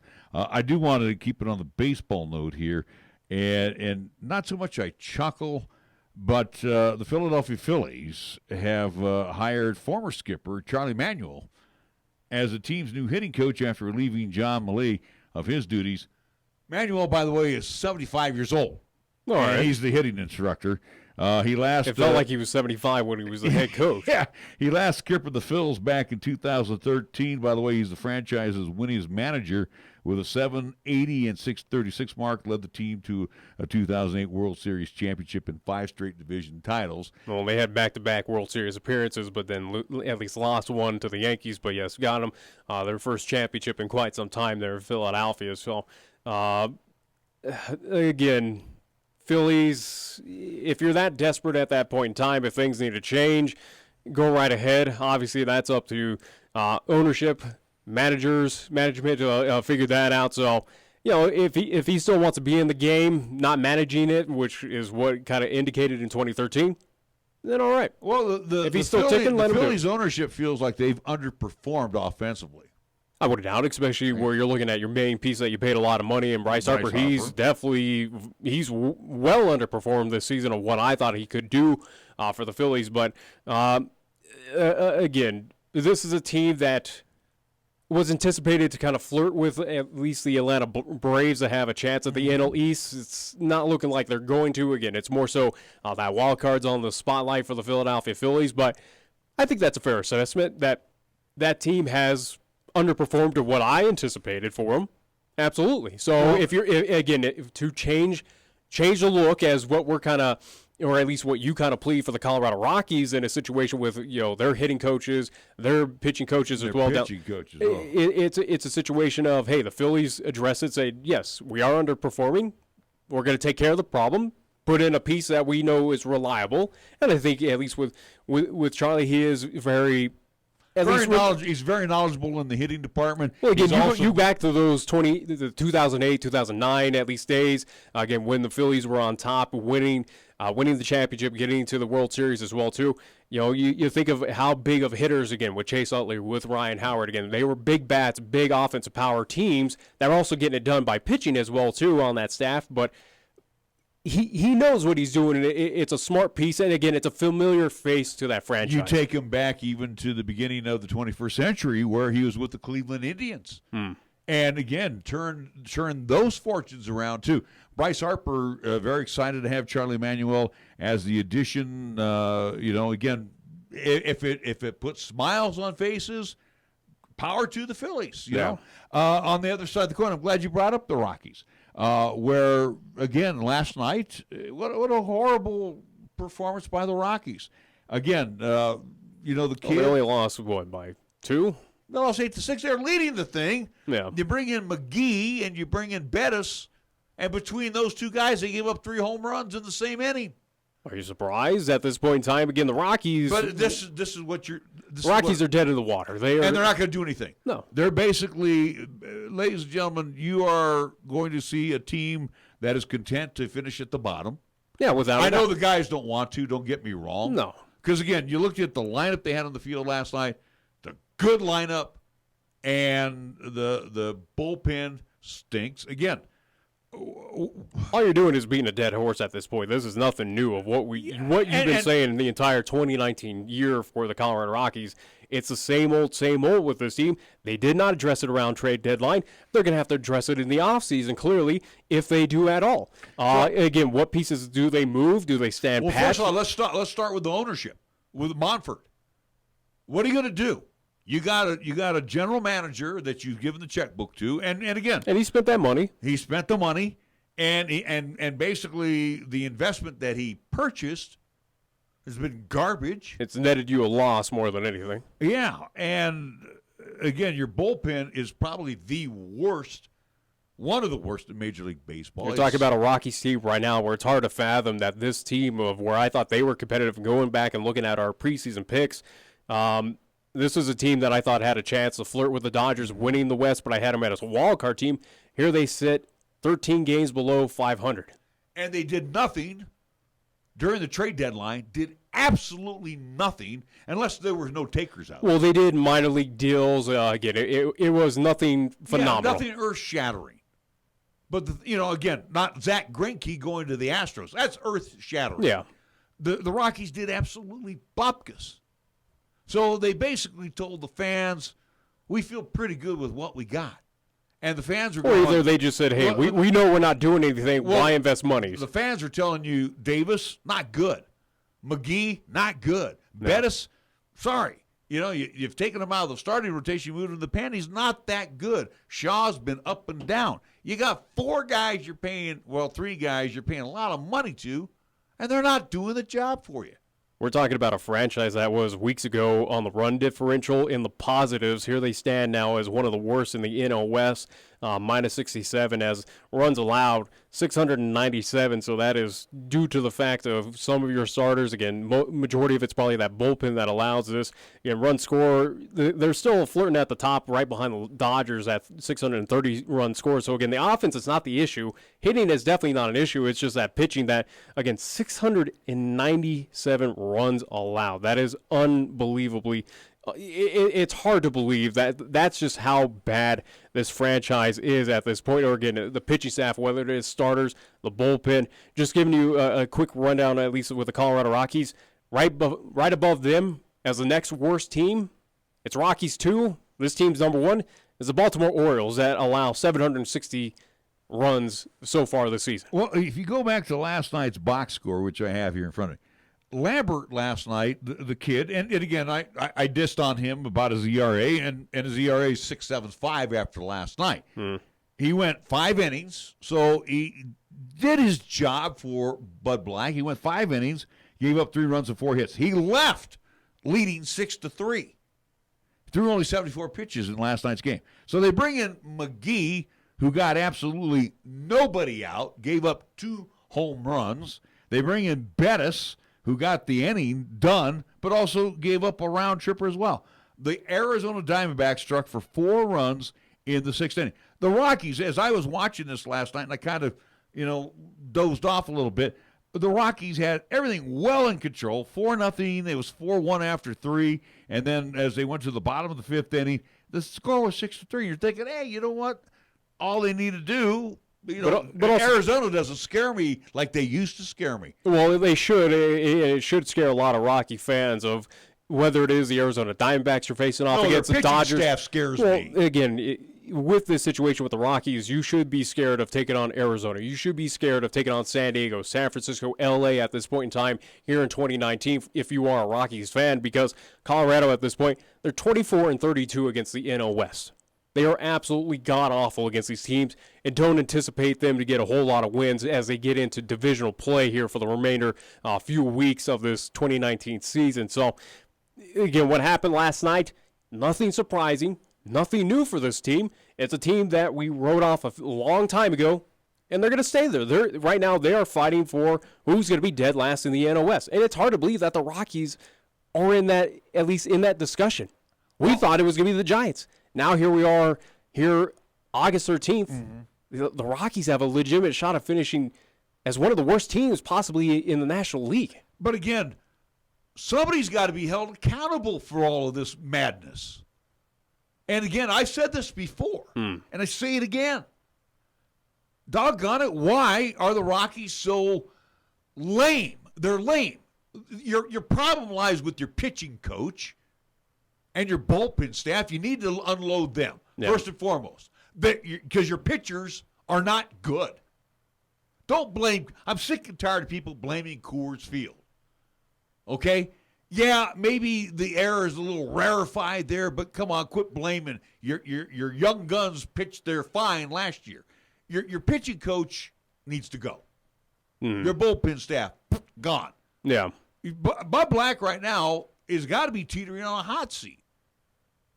Bridich has got to be teetering on a hot seat. I would say he is more than Black is, because, again, you cannot deny that Bud Black got you back-to-back postseason appearances. Again, first time in Rockies history. Granted, it is in a 25, 26-year span of this franchise existence. But, again, is the seat getting a little warm for Bud Black? Absolutely. But I don't think he's in danger of losing his job at the end of the season. But it's more so of Bridich. It's more so of your pitching coach. Possibly, again, majority of your at least your bullpen players should be getting out. Baggett in as your hitting instructor. The Rockies are still striking out a lot. Well, again, that's on par with the entire league. I know, but they whiffed 9 times last night. It's like... Like I said, runs are not an issue for the Rockies. Moffert's going to have to, again, call some people into the office and needs to start dressing down some folks because the performance is not there right now. Yeah, without a doubt. It's not going to be there. Again, this is a wash season. 2019, the Rockies are not making it to the postseason without a doubt. Here they stand right now. Again, it's Miami below them and the Pittsburgh Pirates, and then it's the Colorado Rockies as the third worst team in the National League at this point in time. So that tells you how bad it has been this season for the Colorado Rockies, where there were high expectations for this team, and clearly they vastly missed on it. And you would assume this offseason, because that's what the Rockies have to look forward to at this point, what changes that need to be made will happen, if at all. If no changes happen in the offseason for the Rockies, I would assume that fans are going to show that in not showing up at Coors Field in 2020. You would assume, because things got to change. This has got to be different. Well, I think what they're doing right now, even though fans are still coming out as they still try to watch the product. Well, they're going out because it's cheap. Well, and I think right now it's going to start dwindling. Oh, yeah. I think the fans have especially had when enough. Broncos get into at least play and everything, and again, Avs. And college. Yeah, once you get preseason yeah. with the Avs, Nuggets, all that stuff, yeah. They're going to be an afterthought. Yeah. All right, we do need to wrap things up here on our program. I didn't realize it was that